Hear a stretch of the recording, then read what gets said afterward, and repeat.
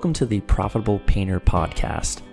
The mission of this podcast is simple: to help you navigate the financial and tax aspects of starting, running, and scaling a professional painting business. From the brushes and ladders to the spreadsheets and balance sheets, we've got you covered.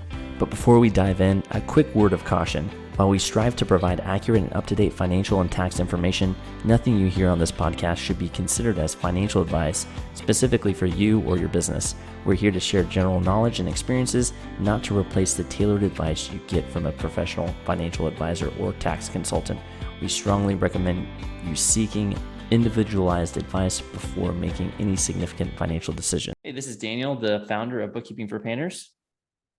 And this is Richard. I'm the tax director with Bookkeeping for Painters.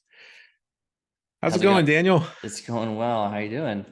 Good. Another great Friday. Nice summer day.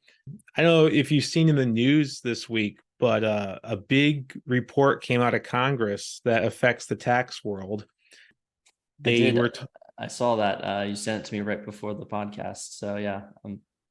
Okay. So you checked your messages. That's good. Yeah. That's good. Well, yeah. So I thought maybe we should talk about it, because I think it's going to affect, it's definitely going to affect a lot of people and probably, a good amount of our listeners. But, basically this congressional report exposed that there were three large tax prep firms, specifically Tax Act, H&R Block, and Tax Slayer, that had been sharing taxpayer information with Meta being what Facebook has evolved into in the last few years, and Google, and then other tech firms without people's permission. So in this case, sharing is not a good thing. Because for me, sharing is like a good connotation. I'm always trying to get my kids to share. Sharing is caring. Yeah, but in this case, this is not good. Right. When it comes to your personal information, sharing is not caring. That's why it's personal. But yeah, so people would be going onto these websites to file their taxes. Some of this was paid, and then some of this was also the IRS free file for lower income taxpayers. But they would go onto these websites to file their taxes, and they were using these things called pixels, which are little tracking, I'm not super tech savvy, but little tracking bots that would record people's information. And so they were getting your, obviously your name and your address, but also your filing status. So they knew if you were married or single, your approximate gross income for the year, your approximate refund, and also how many dependents you had. So this was very valuable data for, Meta and Google, and they were using this to target ads to taxpayers and also for AI algorithms. Yeah, I'm sure their Facebook ads are really dialed in using all that information to target folks on Facebook. So their cost per click and their cost per lead on Facebook, I'm sure we're pretty good for Tax Act and H&R Block and Tax Slayer, using all that personal information that they stole. Right. Can you imagine, like, hey, we know who just got a $5,000 check from the IRS. Would you like to target them for advertising your stuff? Yeah, that's I can see why it was so tempting. Also improper, because these things were not being disclosed. This was not part of, those terms and conditions that page that shows up there that nobody reads. We just hit accept. Well, even if you had read it, this wouldn't have been in there, because this was being excluded, unfortunately. Right. And don't you also have to use taxpayer information? You have to get a signature from the taxpayer specifically, that you can use that information for offering them other services, right? Yeah. The IRS has a disclosure. It's in the code 7216, I believe, where you can't legally use the information you glean from a tax return to offer somebody services without their permission. So, for example, I do a lot of tax planning.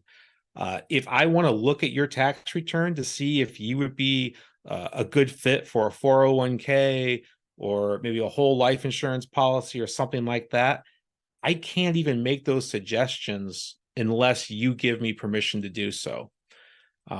By default, the only thing a tax preparer should be able to do with your information is prepare your tax return, unless you say otherwise.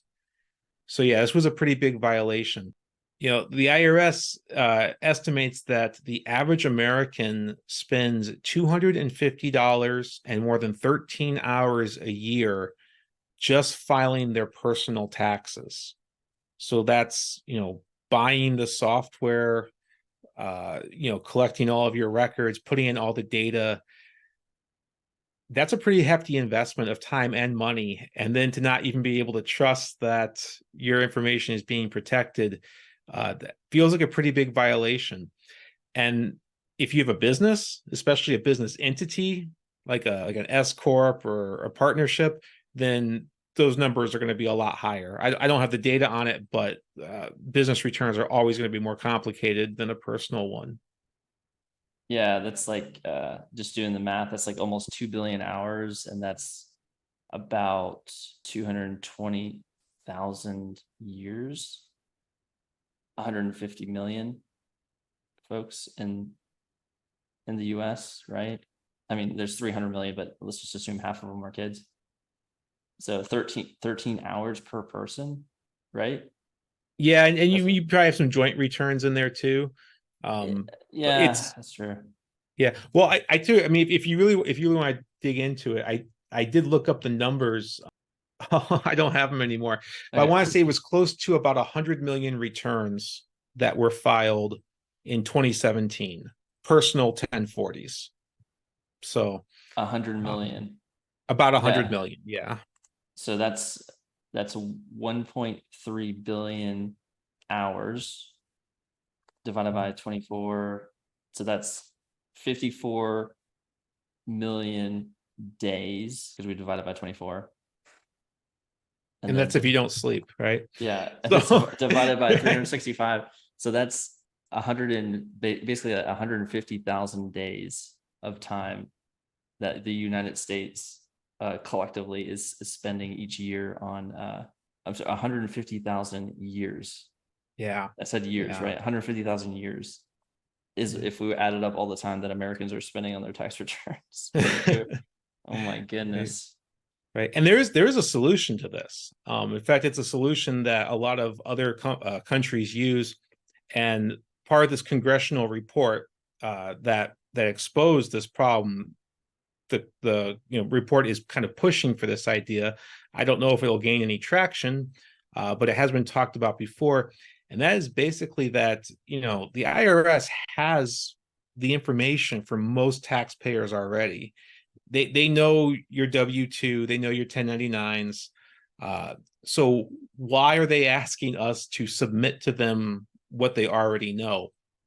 So the suggestion is let the IRS put your return together for you. And then if you like what it said, well, I shouldn't say like, because nobody really likes what it says. If Yeah, you agree with it, right? If you agree with it, then great. Take your refund, pay your balance due, move on. If you have special deductions or credits or something isn't correct, then you always have the option of filing those forms. But that would take a lot of the burden off of the taxpayers and free up some of that time that we were talking about. yeah, it sounds good, but my hesitation would just be having the IRS do my tax return for me. Even I know you said I can refute it or submit a return in response or whatever, but my concern would just be they end up just saying, "Oh, don't." There's not going to be any refuting from this point forward, like in a slippery slope situation. So that would be my only concern. It would be good in the sense that like folks getting penalized for not submitting a tax return right now, that's good. So they wouldn't have to worry about it if this were implemented. But then I feel like the IRS is not going to prepare your tax return in the most advantageous way for you. They're their Probably not. motivations are not the same as yours. So they're going to be basically the taxes owed are going to be a lot higher when they do it than if you were to do it yourself. So that would be that concern. But then you might say, oh, but you can refute it by submitting that. I feel like that's one of those things where it's just like in the beginning, that's what it would be. And then eventually they'd be like, yeah, we're not doing that anymore. And then it would just, oh, they just tell us how much. So it sounds good, but yeah, I would definitely be like concerned about that. But but again, spending 150,000 years each year on taxes is probably not optimal either. Yeah, those are all very, very good points. And this idea has been around for a while. It has received a lot of legitimate pushback.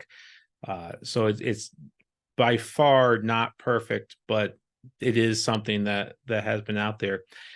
In the meantime, or even as things change, the best way to protect yourself from your data being misused is by using a qualified tax professional.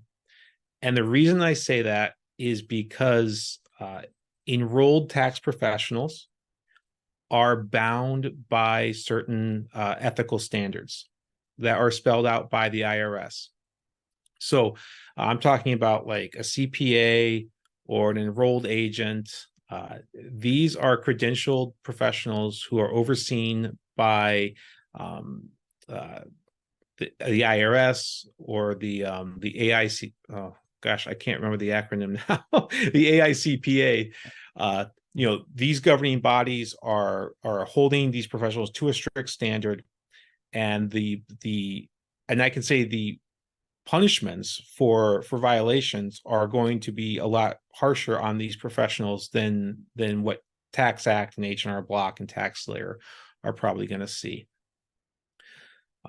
About 10 years ago, the IRS tried to get more oversight of tax professionals because there were a lot of just kind of unqualified tax professionals out there who weren't CPAs or EAs. There was this whole plan to have them register with the IRS, pass a competency test, take 15 hours of continuing education each year. That was back in about 2013, and that was overturned by the federal courts.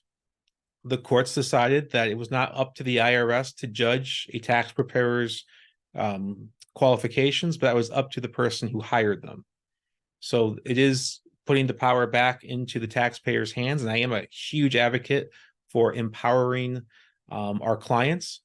It puts it on them to decide who they think is qualified. So the only downside of that is now there are no real requirements to get what's called a P10. The P10 being the only part of that program that really kind of survived. It's just registering with the IRS that you are going to be preparing taxes for compensation, but anyone can obtain almost anyone can obtain a P10. I think there may be some if you have a criminal record or something like that, they might deny it. But basically, anyone can prepare a tax return for profit. So how do you know if the person you're paying to do your taxes knows their stuff and can be trusted? Yeah. And a common question I get is, what is an enrolled agent? Because everyone knows what a CPA is. It's very synonymous. Everyone knows they have great marketing over there at the AICPA. So everyone knows what a CPA is.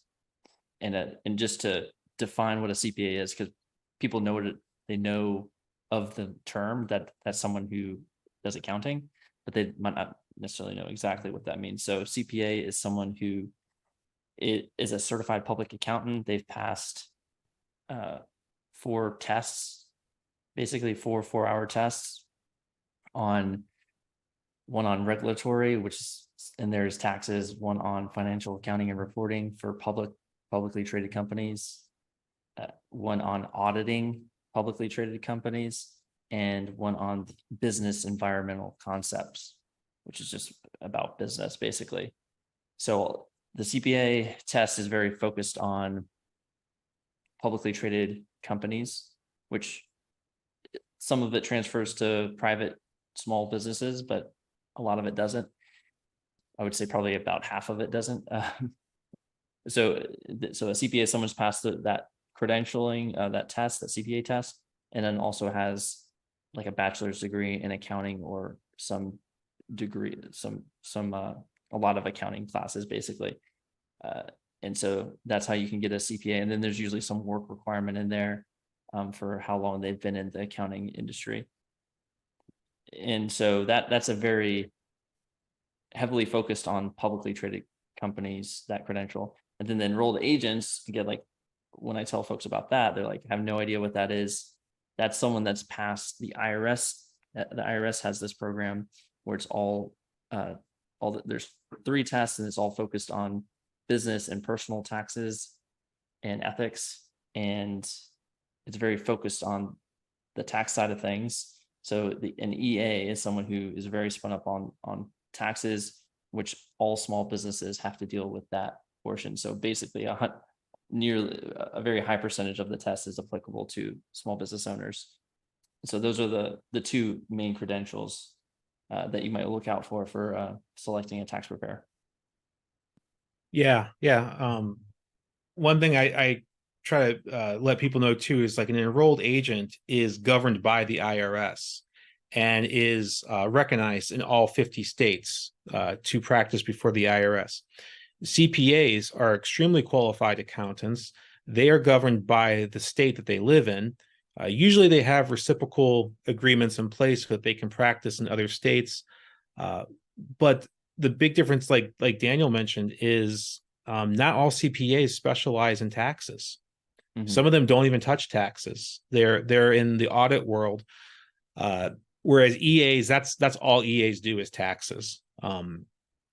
So there are some CPAs who do specialize in taxes. They're very good at what they do, but I would not let the fact that EA is not as maybe a popular or ubiquitous term as CPA scare you off.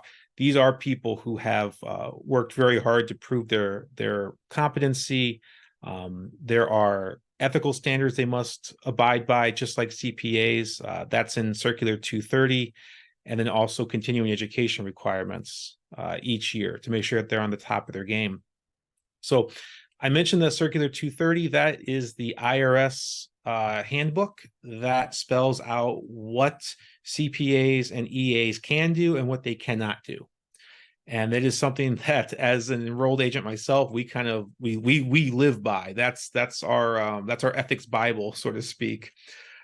And just to kind of give you some of the highlights of what Circular 230 has, it talks about diligence as to accuracy. So, what kind of source documentation we're required to have, how thorough are we in making sure that everything is accurate.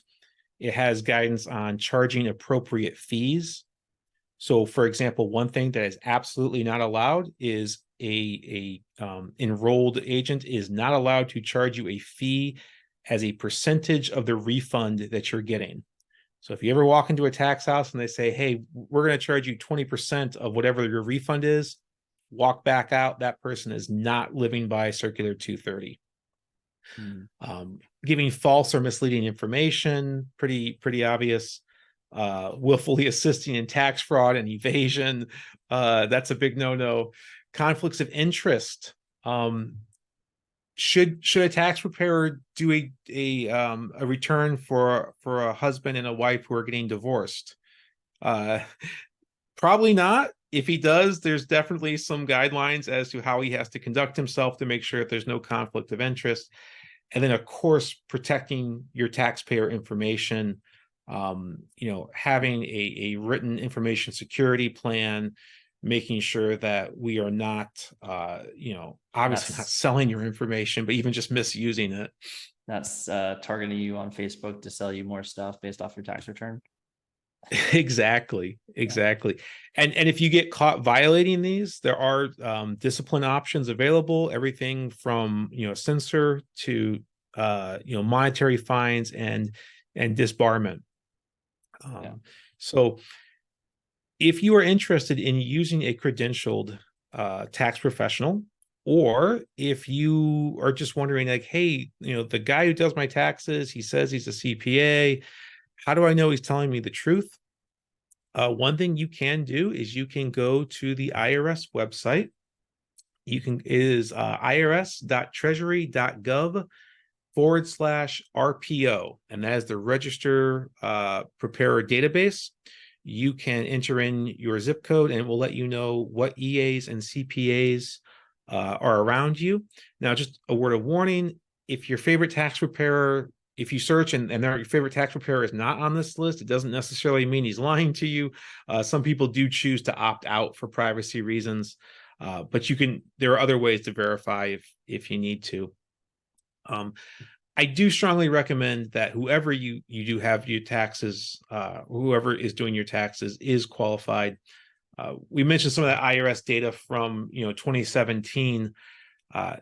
According to the IRS, just over half of all 1040 tax returns were prepared by unenrolled tax preparers. So this does not include people who did them themselves, but these are tax preparers who are not bound by Circular 230, who have not, proven their sorry, I'm looking for their competency, and maybe they are good tax preparers, right? Like I'm not going to say anyone who's not a credentialed tax preparer doesn't know what they're doing. I have friends who are unenrolled tax preparers, and they're very smart people. But they do seem to be, the exception to the rule. So, kind of keep that in mind when looking for a tax pro. Absolutely. All right. Well, I think we covered this topic pretty well. Let us know your thoughts on finding a competent tax preparer, to use a CPA, to use an EA. How do you vet who you're using? Or maybe you have questions. How should I vet? What questions should I ask? Or whatever your questions are, definitely let us know those questions. You can go to Grow Your Painting Business on Facebook.